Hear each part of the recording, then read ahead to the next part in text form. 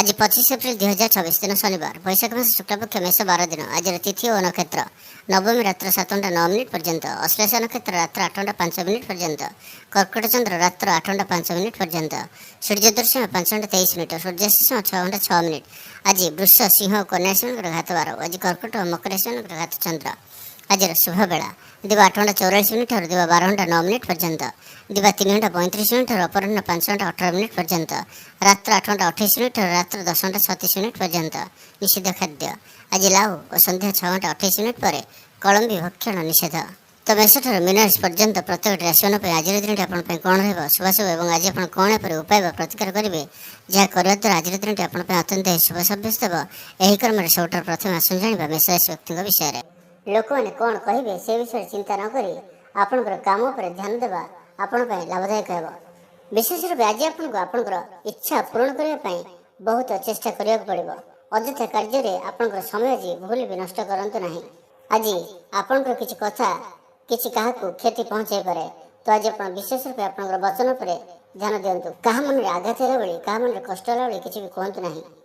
आज अଯଥା यात्रा अଯଥା कौन जगह जावाठ दूरे रुहतु। खर्च पर नियंत्रण रखते। प्रभावशाली व्यवसायी सहित किसी संपर्क आप स्थापन हो पारे। सहभागिता व्यवसाय कौन प्रकार परिवर्तन होवार संभावना बनुअछि। गृह में अतिथि मान जीवासवा लगी रहा। परिवार सहित आपन को बाहर को जीवार किसी सुजोग मिल पारे। आज आप गोटे मुहूर्त एपरी आसब कि आप कौन करेंगे ना द्वंद्वपूर्ण स्थिति पहुँचे। प्रत्येक कथबार्ता समय धैर्य और स्पष्टता बजाय रखु। आज आप कौन पुराणा प्रसंग को नहीं मन में किसी द्वंद्व आसपे, किंतु धैर्य एवं आपंकर विवेकपूर्ण चिंताधारा जो सबकि समाधान हो सबकि समाधान हो पार। आज आप उपरिस्थ अधिकारी किंबा सहकर्मी सहित किसी मतभेद हो पारे, किंतु जदि आप धैर्य सहित काम करती तेज परिस्थिति नियंत्रण रहा। छात्र छात्री मान आज दिन बहुत भल रहा। पितामाता कथा मान चलिए और पढ़ापढ़ी मन लगे। सहित स्वास्थ्य विषय कथा मानसिक थका द्वंद्व और निद्रार अभाव आज आप किसी क्लांत अनुभव करपारती। तो आज आप शुभ संख्या रहा 9 एवं शुभ रंग रहा नाली रंग। तो आज दिन टी आप शुभमय करने आज आप कौन गोटे गाई को 5टी कदली किंबा किसी गजा बुट खाइबा दिंतु। यह आप अत्यंत ही शुभ सब्यस्त हो। वृष राशि विषय जाना आपण कठिन परिश्रम और ज्ञान सहित आप किसी विशेष सफलता आज हासिल करेंगे। आपणकर ज्ञान बल पूर्वर अभिज्ञतार बल में आप किसी आज लाभ उठाई पारे। अचानक किसी आर्थिक स्थिति उन्नति घटव। अचानक किसी आर्थिक लाभ आज हो पारे। आपंकर आर्थिक स्थिति में उन्नति आज निश्चित। सहित व्यवसाय सहकर्मी और कर्मचारी साहाय्य व्यवस्था स्थिर रहा। सहयोग आप गुरुत्वपूर्ण निष्पत्ति नहीं पारे। आज आपंकर ग्रह मान स्थिति आप सपक्ष रही। आत्म मान भेटार सुजोग किसी मिल पारे। प्रेमिक मैंने संपर्क में भल समन्वय बजाय रखिए। विशेष रूप आज दिन आप द्रुत गति आत्मविश्वास और साहस परिपूर्ण हो रहा। आप ऊर्जावान जनाजे। जीवन किसी नुआ करने को आप उत्साही जनाजे। जीवन किसी आगू को बढ़ापी आप इच्छा हो। आप छोट यात्रा करते कौन कार्यक्रम आप प्रस्तुति आज करते। आज आप पुराणा पड़ रही कार्यगुड़िक शीघ्र समाधान करने को चेष्टा करेंगे। युवक मैंने लक्ष्य आड़ जावाई नूतन उत्साह आज अनुभव करेंगे। एकाग्रता आप बजाय रहा एवं यह आप अत्यंत ही गुरुत्वर सब्यस्त हो। आपंकर कार्यक्षेत्र एक नूतन सुजोग आसपे जहाँ आप आग्रह और नेतृत्व क्षमता को देखा। आज आप कौन नुआ दायित्व मिल पारे। तेज ध्यान रखु कि आज कौन निष्पत्ति तरबरिया भाव में नियंतु ना। आप उत्साहित रे ऊर्जावान रे सत, किंतु कौन निष्पत्ति आज तरबरिया नियंतु ना। सहित स्वास्थ्य क्षेत्र आज आप मांसपेशी किसी चाप पड़ार संभावना रही। आज आप शुभ संख्या रहा 6 एवं शुभ रंग रहा हलदिया। तो आज दिन टी आप शुभमय करने आज आप कौन ब्राह्मण बा कौन साधु को हलदिया वस्त्र दान करूँ। यह आप अत्यंत ही शुभ सब्यस्त हो। एवं मिथुन राशि विषय जाना आज एकाग्रता धैर्य और निरंतर प्रयास दिन। आपंकर लक्ष्य प्रति गंभीर और केन्द्रित होबार दिन अटे। आर्थिक क्षेत्र आप साधारण रहा। आज आप कौन भी दायित्व पूर्ण कर पछघुंचा देवे ना। दिन आरंभ आपण किसी ना कि संघर्षमय रहा। आपन को भावी चिंती काम करिया पड़िबो। आय किसी ह्रास पाई पारे। सहित दायित्व किसी बढ़ी पारे। अपराह्न किसी आश्वस्ति मिल, किंतु मन खुशी से हेब ना। आपको टंका तो मिल तो आप मन मुताबिक मिल ना। बहुत अधिक खर्च अଯଥାରେ हो पारे।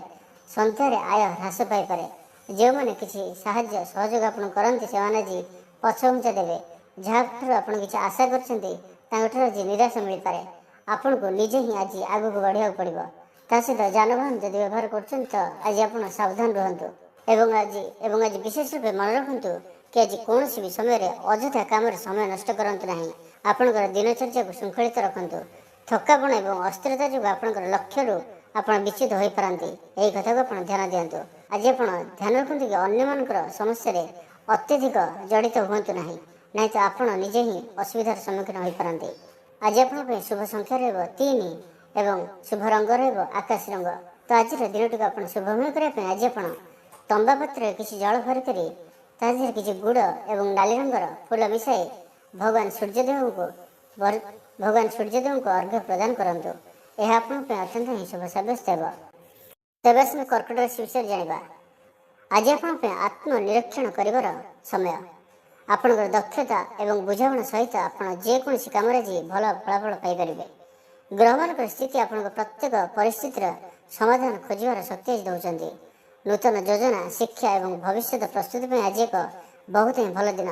ଆପଣଙ୍କ ନୂତନ କଳା ଶିଖିବା କିମ୍ବା କିଛି ଆର୍ଥିକ ଯୋଜନା ପ୍ରସ୍ତୁତ କରିବାକୁ ଉତ୍ସାହିତ ଜଣାଯିବେ। ପରିବାରରେ କିଛି ଶିଖିବା ଏବଂ ଶିକ୍ଷାଦାନର ପରିବେଶ ରହିବ। ଆଜିର ଆରମ୍ଭ ଆପଣଙ୍କ ପାଇଁ କିଛି ଟଙ୍କା ଦେଣନେଣ କ୍ଷେତ୍ରରେ ହୋଇପାରେ ଏବଂ ଏହା ଆପଣଙ୍କ ପାଇଁ ଭବିଷ୍ୟତରେ ବହୁତ ଲାଭ ଦେଖାଇବ। ଆପଣ ଯେଉଁ ବି କର୍ମକ୍ଷେତ୍ରରେ ଅଛନ୍ତି, ଯେଉଁ ବି ବିଜନେସ୍ କରୁଛନ୍ତି ବା ଯାହା କିଛି କରୁଛନ୍ତି, ଯଦି ସେଥିରେ କିଛି ଆପଣ ଆଜି ପରିବର୍ତ୍ତନ କରିବାକୁ ଚାହୁଁଛନ୍ତି ତ ଆଜି କୌଣସି ପ୍ରକାର ପରିବର୍ତ୍ତନ କରନ୍ତୁ ନାହିଁ କି କୌଣସି ପରିବର୍ତ୍ତନର ଭାବନା ଆଜି ମନରେ ଆଣିବାକୁ ଦିଅନ୍ତୁ ନାହିଁ। ଛାତ୍ରଛାତ୍ରୀମାନଙ୍କ ପାଇଁ ଆଜି ଆପଣଙ୍କର ପଢ଼ାପଢ଼ିରେ ମନ ଲାଗିବ। ଲଭ୍ ଲାଇଫ୍ ବିଷୟରେ ଜାଣିବା ତ ପ୍ରେମ ସମ୍ପର୍କରେ କୋମଳତା ଏବଂ ବୁଝାମଣା ଆଜି ଭଲ ରହିବ। କାହାଠାରୁ ଅଧିକ ଆଶା କରନ୍ତୁ ନାହିଁ, ବରଂ ଆପଣଙ୍କର ନିଜର କ୍ଷମତା ଉପରେ ବିଶ୍ୱାସ ରଖନ୍ତୁ। ଅଯଥା କଥାରେ ଆଜି ସମୟ ନଷ୍ଟ କରନ୍ତୁ ନାହିଁ। ଭାବପ୍ରବଣ ହୋଇ କୌଣସି ପ୍ରତିଶ୍ରୁତି କାହାକୁ ଦିଅନ୍ତୁ ନାହିଁ, ନାହିଁ ତ ଆପଣ ହଇରାଣରେ ପଡ଼ିପାରନ୍ତି। ଏବେ ଯଦି ସ୍ୱାସ୍ଥ୍ୟର ବିଷୟରେ କଥା ହେବା ତ ଦେଖନ୍ତୁ ଆପଣଙ୍କ ପାଇଁ ଆଜି ମୁଣ୍ଡବିନ୍ଧା, ମାଇଗ୍ରେନ୍, ପେନ୍ ଏପରି କିଛି ସମସ୍ୟା ଦେଖିବାକୁ ମିଳିପାରେ। ତା ସହିତ ଆପଣ ଆଜି ଛୋଟ ଛୋଟ କଥା ଉପରେ ଚାପ ନେବାର ଅଭ୍ୟାସଠାରୁ ଦୂରେଇ ରୁହନ୍ତୁ। ଛୋଟ ଛୋଟ କଥାକୁ ଅଣଦେଖା କରନ୍ତୁ। ତ ଆଜି ଆପଣଙ୍କ ପାଇଁ ଶୁଭ ସଂଖ୍ୟା ରହିବ 3 ଏବଂ ଶୁଭ ରଙ୍ଗ ରହିବ କମଳା। ତ ଆଜିର ଦିନଟିକୁ ଆପଣ ଶୁଭମୟ କରିବା ପାଇଁ ଆଜି ଆପଣ ଗୋଟିଏ ନଡ଼ିଆ ନିଅନ୍ତୁ ଏବଂ ତାହାକୁ ଗୋଟିଏ ନାଲି ରଙ୍ଗର ସାଲୁ କପଡ଼ାରେ ବାନ୍ଧି ରହିଯାଉଥିବା ଜଳରେ ପ୍ରବାହିତ କରିଦିଅନ୍ତୁ। ଏହା ଆପଣଙ୍କ ପାଇଁ ଅତ୍ୟନ୍ତ ହିଁ ଶୁଭ ସାବ୍ୟସ୍ତ ହେବ। ଏବେ ଆସନ୍ତୁ ସିଂହ ରାଶି ବ୍ୟକ୍ତିଙ୍କ ବିଷୟରେ ଜାଣିବା। ଆଜିର ଦିନଟି ଆପଣଙ୍କ ପାଇଁ ଗୁପ୍ତତା, ରଣନୀତି ଏବଂ ସତର୍କ ରହିବାର ଆବଶ୍ୟକତା ଦର୍ଶାଉଛି। ଆପଣଙ୍କ ଚାରିପାଖରେ କିଛି ଈର୍ଷାଳୁ କିମ୍ବା ଚତୁର ବ୍ୟକ୍ତି ହୋଇପାରନ୍ତି ଯିଏକି ଆପଣଙ୍କ ବିଷୟରେ କିଛି ଷଡ଼ଯନ୍ତ୍ର କରିପାରନ୍ତି। ପାରିବାରିକ ବିଷୟରେ ଆଜି ଆପଣଙ୍କର କିଛି ଭୁଲ ବୁଝାମଣା ସୃଷ୍ଟି ହୋଇପାରେ, ଯାହାକି କିଛି ବିବାଦର କାରଣ ମଧ୍ୟ ହୋଇପାରେ। ତ ଆଜି ବିଶେଷ ରୂପେ ଧ୍ୟାନ ଦିଅନ୍ତୁ କି ଆପଣ ଅନ୍ୟମାନଙ୍କର କଥା ଅଧିକ ଶୁଣନ୍ତୁ। କିଛି ବି କୁହନ୍ତୁ ନାହିଁ, ଯାହା କହୁଛନ୍ତି ଭାବିଚିନ୍ତି କୁହନ୍ତୁ। କାରଣ ଆଜି ଛୋଟିଆ ଛୋଟିଆ କଥା ବଡ଼ ଆକାର ଧାରଣ କରିପାରେ। କିଛି ନା କିଛି ଆପଣ କହିଥିବେ, ତାର ଅର୍ଥ କିନ୍ତୁ ଅଲଗା ହୋଇପାରେ, ବା ଅଲଗା କେହି କିଛି କହୁଥିବେ, ତାହାର ଅର୍ଥ ଆପଣ ଅଲଗା ବୁଝିପାରନ୍ତି। ତ ଏପରି କିଛି ସ୍ଥିତି ହୋଇପାରେ। ତ ଆଜି ଯେତେ ଦୂର ସମ୍ଭବ କମ୍ କଥା କୁହନ୍ତୁ, ଅଧିକ ଶୁଣନ୍ତୁ। ଜଣେ ସହକର୍ମୀ ଆପଣଙ୍କ କଠିନ ପରିଶ୍ରମର ଫାଇଦା ନେଇପାରନ୍ତି। ଆପଣ ପରିଶ୍ରମ କରିବେ କିନ୍ତୁ ଫାଇଦା ଆଉ କେହି ହାସଲ କରିପାରନ୍ତି। ଆଜି ଆପଣଙ୍କ ପାଇଁ ଏପରି କିଛି ଘଟିପାରେ। ଅଫିସରେ ରାଜନୀତି ବା ଗୁଜବରୁ ଆପଣ ଦୂରେଇ ରୁହନ୍ତୁ, ନାହିଁ ତ ଆପଣ ଅସୁବିଧାରେ ପଡ଼ିପାରନ୍ତି। ଆପଣଙ୍କର କାମକୁ ଯେତେ ଦୂର ସମ୍ଭବ ଆଜି ଆପଣ ଗୋପନୀୟ ରଖନ୍ତୁ। ନିଜର ଲକ୍ଷ୍ୟ, ନିଜର କଥା, ନିଜର କୌଣସି କାମକୁ ଆଜି କାହା ଆଗରେ ବି ପ୍ରକାଶ କରନ୍ତୁ ନାହିଁ। ପ୍ରେମ ସମ୍ପର୍କରେ ସନ୍ଦେହ କିମ୍ବା କିଛି ଜିନିଷ ଲୁଚାଇବା ଯୋଗୁଁ ଆପଣଙ୍କ ମନରେ ଅସ୍ଥିରତା ସୃଷ୍ଟି ହୋଇପାରେ। କିଛି କଥା ଖୋଲା ନ ହେବା କାରଣରୁ ଆପଣ ଏବଂ ଆପଣଙ୍କ ସାଥୀଙ୍କ ମଧ୍ୟରେ କିଛି ଦୂରତା ମଧ୍ୟ ସୃଷ୍ଟି ହୋଇପାରେ। ତ ଆଜି କର୍କଟ ରାଶିରେ ହତଚନ୍ଦ୍ର ଭୋଗ ହେତୁ ପ୍ରତିଟି କାର୍ଯ୍ୟକୁ ସତର୍କତା ସହିତ କରନ୍ତୁ। ଯାନବାହନ ଚଳାଇବା ସମୟରେ ସାବଧାନ ରୁହନ୍ତୁ। କୌଣସି ବିରକ୍ଷଣୀୟ କାର୍ଯ୍ୟ ଆଜି କରନ୍ତୁ ନାହିଁ ଓ ଦୂରଯାତ୍ରା କରୁଥିଲେ ସାବଧାନ ଓ ସତର୍କ ରୁହନ୍ତୁ। ତ ଆଜିର ଦିନଟିକୁ ଆପଣ ଶୁଭମୟ କରିବା ପାଇଁ ଆଜି ଆପଣ ଶିବ ମନ୍ଦିରରେ କୌଣସି ଏକ ଧଳା ଫୁଲ ଭଗବାନଙ୍କୁ ଅର୍ପଣ କରନ୍ତୁ। ଏହା ଆପଣଙ୍କ ପାଇଁ ଅତ୍ୟନ୍ତ ହିଁ ଶୁଭ ସାବ୍ୟସ୍ତ ହେବ। ଏବେ ଆସନ୍ତୁ କନ୍ୟା ରାଶି ବିଷୟରେ ଜାଣିବା। ଆଜି ଆପଣ ଯଦି କୌଣସି ସ୍ଥାନରେ କିଛି ନିବେଶ କରିବାର ଯୋଜନା କରୁଛନ୍ତି ତ ତୁରନ୍ତ କାର୍ଯ୍ୟକାରୀ କରନ୍ତୁ। ଆପଣଙ୍କୁ ନିଶ୍ଚିତ ଭାବରେ ଲାଭ ଦେଖିବାକୁ ମିଳିବ। ପରିବାର ସଦସ୍ୟଙ୍କ ଖୁସି ଆପଣଙ୍କର ପ୍ରାଥମିକତା ହେବ। ଆଜି ଆପଣ ସେମାନଙ୍କ ସହିତ ଆରାମ ଏବଂ ଖୁସି ବାସିରେ ସମୟ କଟାଇବେ। ଆଜି ଆପଣଙ୍କର ଖର୍ଚ୍ଚ ଟିକେ ଅଧିକ ହୋଇପାରେ, ସେଥିପ୍ରତି ଆପଣ ଧ୍ୟାନ ରଖନ୍ତୁ। ମନେ ରଖନ୍ତୁ ଯେ ଅନ୍ୟମାନଙ୍କ ମାମଲାରେ କିଛି ହସ୍ତକ୍ଷେପ କରି ଆପଣ କିଛି ଅସୁବିଧାରେ ପଡ଼ିପାରନ୍ତି, କାରଣ ଏଥିପାଇଁ ଆପଣ କିଛି ସମସ୍ୟାରେ ପଡ଼ିପାରନ୍ତି। କିଛି ଆଳସ୍ୟ ଆପଣଙ୍କୁ ଆସିପାରେ, ଯେଉଁଥିପାଇଁ ଆପଣ କୌଣସି କାମକୁ ଆଜି ଟାଳିବାକୁ ଚେଷ୍ଟା କରିବେ ଯେ କାଲି କରିବେ। ଏପରି କିଛି ସ୍ଥିତି ଆପଣଙ୍କୁ ଆସିପାରେ, ତ ଏହି କଥା ପ୍ରତି ଆପଣ ଧ୍ୟାନ ଦିଅନ୍ତୁ। କୌଣସି ବି କାମକୁ କାଲିକୁ ଟାଳନ୍ତୁ ନାହିଁ। ଆପଣଙ୍କର ଦକ୍ଷତା ଏବଂ ମନୋବଳ ବଜାୟ ରଖନ୍ତୁ। କର୍ମକ୍ଷେତ୍ରରେ ଆପଣଙ୍କର କଠିନ ପରିଶ୍ରମ ଅନୁସାରେ ଆପଣଙ୍କୁ ଆଜି ଫଳାଫଳ ନିଶ୍ଚିନ୍ତ ମିଳିବ। ଯାହା ବି ଆପଣ ପରିଶ୍ରମ କରିବେ ତାହାର ପୂର୍ଣ୍ଣ ଫଳ ଆପଣଙ୍କୁ ପ୍ରାପ୍ତ ହେବ। ଆଜି ଆପଣ ଆତ୍ମବିଶ୍ୱାସ ଏବଂ ନିଷ୍ପତ୍ତି ନେବାର କ୍ଷମତାରେ ପରିପୂର୍ଣ୍ଣ ରହିବେ। ଆଜି ଆପଣ ଯାହା ଚାହିଁବେ କରିପାରିବେ। ଆଜି ଆପଣଙ୍କ କଥାରେ ଓଜନ ରହିବ। ଆପଣଙ୍କର କଥାକୁ ଲୋକ ଶୁଣିବେ। ଆପଣଙ୍କ କଥାକୁ ଆଜି କେହି କାଟିପାରିବେ ନାହିଁ। ଆଜି ଆପଣ ପରିବାରର ଜଣେ ବରିଷ୍ଠ ସଦସ୍ୟଙ୍କଠାରୁ କିଛି ମାର୍ଗଦର୍ଶନ ପାଇପାରନ୍ତି, ଯାହାକି ଆପଣଙ୍କର କୌଣସି ଜଟିଳ ପାରିବାରିକ ସମସ୍ୟାର ସମାଧାନ କରିବାରେ ସାହାଯ୍ୟ କରିବ। ପିଲାମାନଙ୍କ ସହିତ ଜଡ଼ିତ କୌଣସି ଯୋଜନାରେ ଆପଣଙ୍କର ଭୂମିକା କିଛି ନିର୍ଣ୍ଣାୟକ ହୋଇପାରେ। ଆପଣଙ୍କୁ ଘରେ ଆଜି ନେତୃତ୍ୱର ଭୂମିକା ଗ୍ରହଣ କରିବାକୁ ପଡ଼ିବ। ଆଜି ଆପଣଙ୍କୁ କୌଣସି ଏକ ନୂତନ ଦାୟିତ୍ୱ ମିଳିପାରେ। ପଦୋନ୍ନତି କିମ୍ବା ଉଚ୍ଚ ପଦବୀରେ ପହଞ୍ଚିବାର କିଛି ସଂକେତ ଆପଣଙ୍କୁ ମିଳିପାରେ।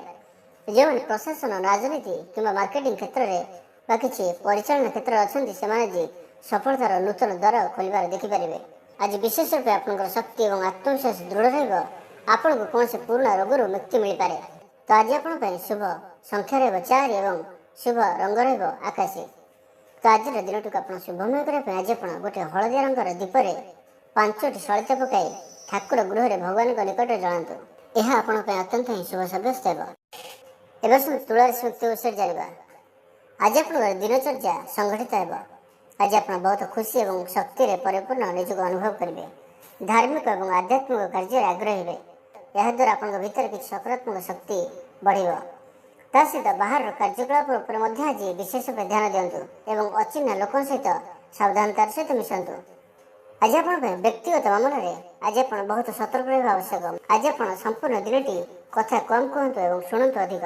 ଛାତ୍ରଛାତ୍ରୀମାନେ ଆଜି ଆପଣ ସେମାନଙ୍କର ପାଠପଢ଼ାରେ ଅଧିକ ଧ୍ୟାନ ଦେବେ।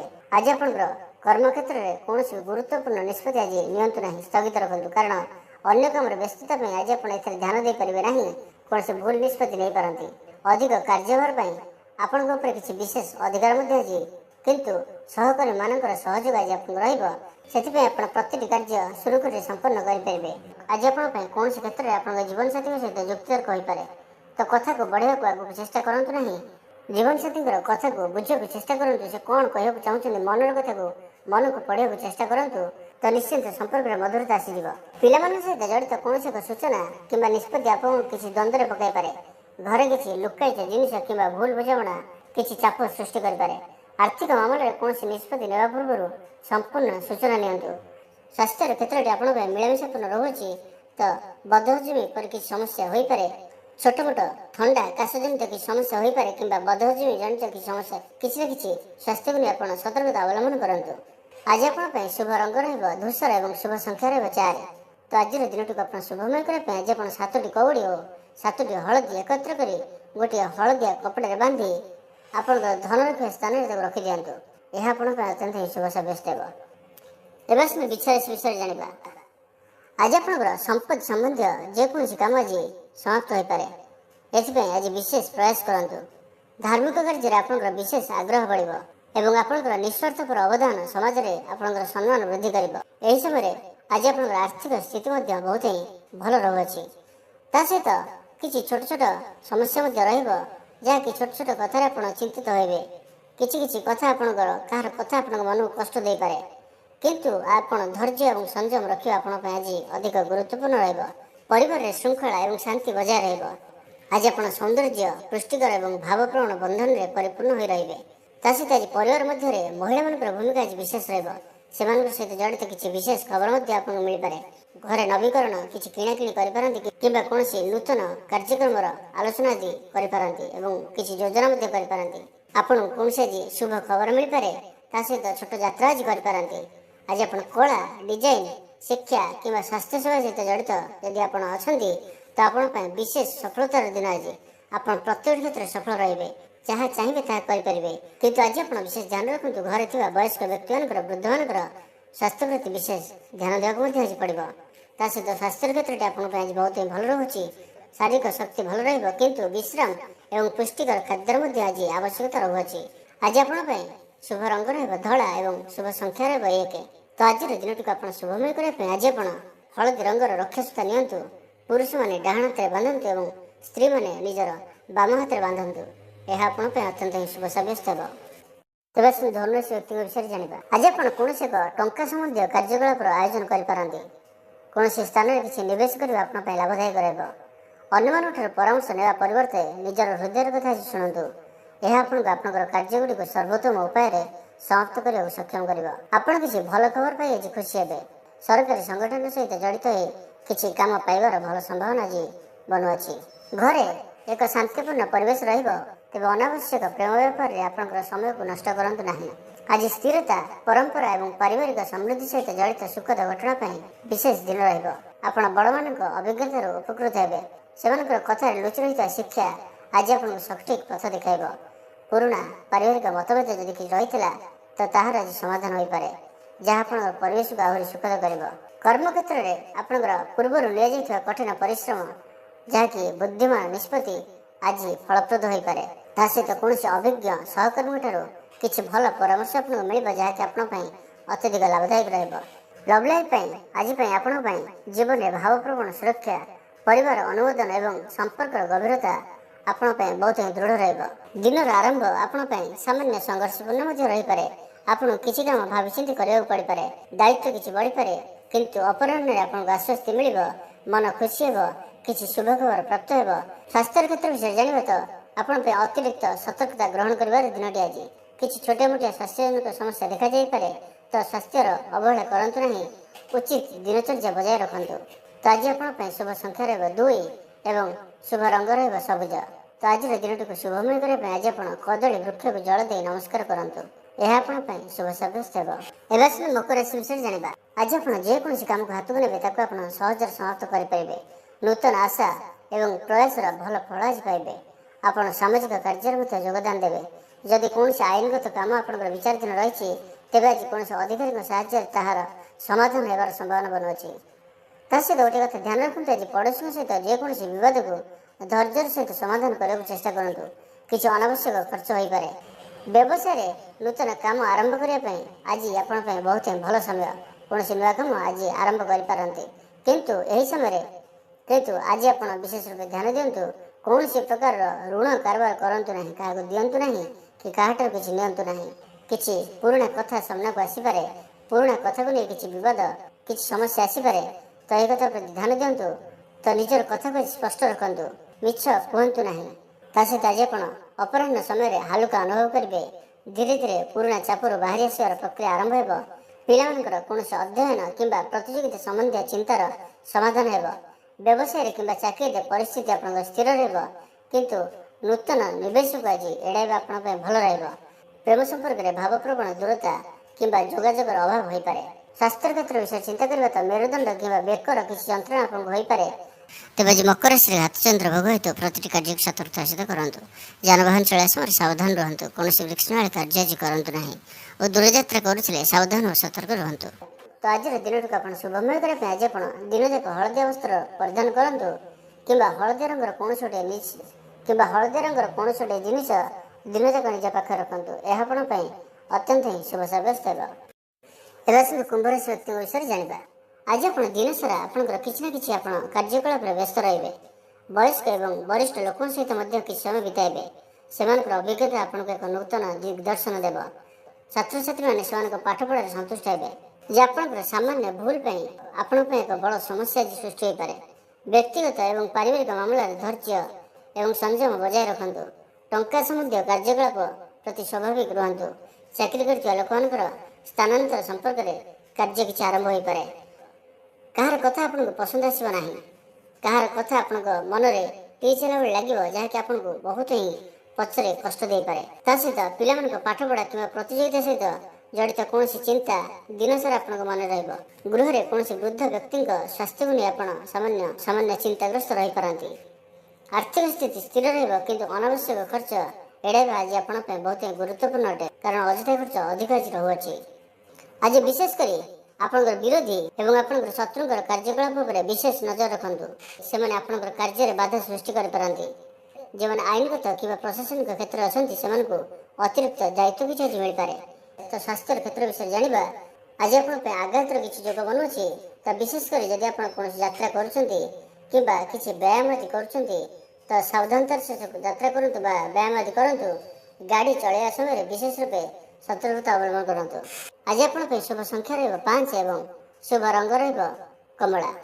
ତ ତ ଆଜିର ଦିନଟିକୁ ଆପଣ ଶୁଭମୟ କରିବା ପାଇଁ ଆଜି ଆପଣ ସ୍ନାନ କରୁଥିବା ଜଳରେ ଅଳ୍ପ ହଳଦୀ ପକାଇ ସ୍ନାନ କରନ୍ତୁ। ଏହା ଆପଣଙ୍କ ପାଇଁ ଅତ୍ୟନ୍ତ ହିଁ ଶୁଭ ସାବ୍ୟସ୍ତ ହେବ। ଆସନ୍ତୁ ମିନରାଜ ବ୍ୟକ୍ତିଙ୍କ ବିଷୟରେ ଜାଣିବା। ଆଜି ଆପଣଙ୍କ ପାଇଁ ଆପଣଙ୍କର କ୍ଷମତା ଏବଂ କାର୍ଯ୍ୟ ଦକ୍ଷତାକୁ ଉନ୍ନତ କରିବାର ସର୍ବୋତ୍ତମ ସମୟ। କିଛି ଗୁରୁତ୍ୱପୂର୍ଣ୍ଣ କାମ ସମାପ୍ତ କରି ଆଜି ଆପଣଙ୍କୁ ଆଶ୍ୱସ୍ତି ମିଳିବ। ଲୋକଙ୍କ ଚିନ୍ତା ନ କରି ଆପଣ ଆପଣଙ୍କର କାମରେ ଧ୍ୟାନ ଦେବା ଆପଣଙ୍କୁ ନୂତନ ସଫଳତା କିଛି ଦେଇପାରେ। ଅପରିଚିତ ଲୋକଙ୍କୁ ଆଜି ଭୁଲରେ ବି ବିଶ୍ୱାସ କରନ୍ତୁ ନାହିଁ, କାରଣ ଆପଣ କିଛି ଅସୁବିଧାରେ ପଡ଼ିପାରନ୍ତି। ଚାକିରି କ୍ଷେତ୍ରରେ ଆପଣ ଆପଣଙ୍କର ଲକ୍ଷ୍ୟକୁ ସମୟ ମଧ୍ୟରେ ପୂରଣ କରି ଆଶ୍ୱସ୍ତି ଅନୁଭବ କରିବେ। ସନ୍ତୁଳନ ଏବଂ ଧୈର୍ଯ୍ୟ ବଜାୟ ରଖିବାର ଆଜି ଆବଶ୍ୟକତା ଆପଣଙ୍କ ପାଇଁ ରହୁଅଛି, କାରଣ ଆପଣଙ୍କ ପାଇଁ ପ୍ରତ୍ୟେକଟି କ୍ଷେତ୍ର ଆପଣଙ୍କ ପାଇଁ ଆଜି ଚ୍ୟାଲେଞ୍ଜପୂର୍ଣ୍ଣ ରହୁଅଛି। ପରିବାରରେ ସମନ୍ୱୟ ରହିବ, କିନ୍ତୁ କୌଣସି ସଦସ୍ୟଙ୍କ ମନରେ ହଠାତ୍ ଆଚରଣରେ ପରିବର୍ତ୍ତନ ହେତୁ ଆପଣଙ୍କୁ କିଛି ଚିନ୍ତା କରିବାକୁ ପଡ଼ିପାରେ। ପିଲାମାନଙ୍କ ଶିକ୍ଷା କିମ୍ବା କ୍ୟାରିୟର ସହିତ ଜଡ଼ିତ କଥାବାର୍ତ୍ତା କିଛି ହୋଇପାରେ। ବଡ଼ମାନଙ୍କର ଏବଂ ଜ୍ଞାନୀଜନମାନଙ୍କର ତା ସହିତ ଆପଣଙ୍କର ଉପରିସ୍ଥ ଅଧିକାରୀଙ୍କ ପରାମର୍ଶ ଆପଣଙ୍କ ପାଇଁ ଲାଭଦାୟକ ରହିବ। ଆଜି ଆପଣ ଗୋଟିଏ କଥା ଧ୍ୟାନ ରଖନ୍ତୁ, ଆଜି ଆପଣ ବିଶେଷ କରି କୌଣସି ବି ନିଷ୍ପତ୍ତିକୁ ଶୀଘ୍ର ତରତରିଆ ଭାବରେ ନିଅନ୍ତୁ ନାହିଁ। ଯାହା ବି ଆପଣ କିଛି ପ୍ଲାନ୍ କରୁଛନ୍ତି, ଯାହା ବି କିଛି ଭବିଷ୍ୟତକୁ ନେଇ କିଛି ଚିନ୍ତା ବିଚାର କରୁଛନ୍ତି, ଯଦି ଆଜି ତାହାର ଆରମ୍ଭର ଦିନ ତ ସ୍ଥଗିତ ରଖନ୍ତୁ, ଗୋଟିଏ ଦିନ ଘୁଞ୍ଚାଇ ଦିଅନ୍ତୁ। କିମ୍ବା କୌଣସି ବି ଯଦି ନିବେଶ ଆଜି କରିବାର ଅଛି, କୌଣସି ବି କିଛି ବଡ଼ ନିର୍ଣ୍ଣୟ ନିଷ୍ପତ୍ତି କରିବାର ଅଛି, ତ ଆଜି ଆପଣ ବିଶେଷ ରୂପେ ଧ୍ୟାନ ଦେଇ ସ୍ଥଗିତ ରଖନ୍ତୁ, କିଛି ସମୟ ଘୁଞ୍ଚାନ୍ତୁ। କାହିଁକି? କାରଣ ତାହା ଆପଣଙ୍କର ବିରୁଦ୍ଧରେ ଯାଇପାରେ। ଛାତ୍ରଛାତ୍ରୀମାନଙ୍କ ପାଇଁ ଆଜିର ଦିନଟି ବହୁତ ଭଲ ରହିବ। ତା ସହିତ ସ୍ୱାସ୍ଥ୍ୟ ବିଷୟରେ କଥା ହେବା ତ ଆଜି ଆପଣ ଅତ୍ୟଧିକ ମିଠା କିମ୍ବା ମସଲାଯୁକ୍ତ ଖାଇବା ଆପଣଙ୍କ ପାଇଁ ଅତ୍ୟଧିକ ସ୍ୱାସ୍ଥ୍ୟକୁ କ୍ଷତି ପହଞ୍ଚାଇପାରେ। ଏହି କଥାକୁ ଧ୍ୟାନ ରଖନ୍ତୁ। ଆପଣଙ୍କ ପାଇଁ ଶୁଭ ସଂଖ୍ୟା ରହିବ 7 ଏବଂ ଶୁଭ ରଙ୍ଗ ରହିବ ବାଦାମୀ। ତ ଆଜିର ଦିନଟିକୁ ଆପଣ ଶୁଭମୟ କରିବା ପାଇଁ ଆଜି ଆପଣ 5ଟି ହଳଦୀ ଗୋଟିଏ କପଡ଼ାରେ ବାନ୍ଧି ଭଗବାନ ବିଷ୍ଣୁଙ୍କ ଚରଣରେ ରଖନ୍ତୁ। ଏହା ଆପଣଙ୍କ ପାଇଁ ଅତ୍ୟନ୍ତ ଶୁଭ ସାବ୍ୟସ୍ତ ହେବ।